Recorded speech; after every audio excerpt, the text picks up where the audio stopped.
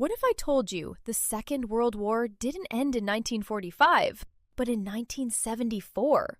For one man, the shadows of the jungle were a battlefield for 29 years after the rest of the world had found peace. He wasn't a ghost. He was a soldier who refused to believe the war was over.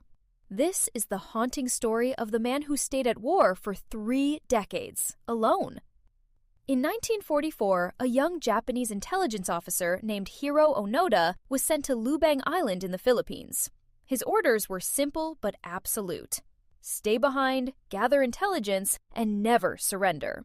When the Allied forces retook the island in 1945, Onoda and 3 other soldiers retreated deep into the thick, suffocating jungle. A few months later, they saw leaflets dropped from the sky stating, "The war ended on August 15th. Come down from the mountains." But Onoda looked at the paper and scoffed. He was convinced it was Allied propaganda designed to trick them into coming out. For the next 29 years, Onoda lived a life of extreme survival. He ate bananas, coconut milk, and occasionally killed local cattle for meat. He survived monsoon rains, tropical diseases, and constant paranoia.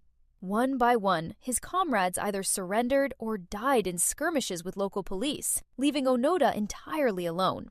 Despite finding modern newspapers and letters from his own family dropped into the jungle, he dismissed them all as elaborate fakes. He believed the Japanese Empire was still fighting a global battle, and he was the last line of defense.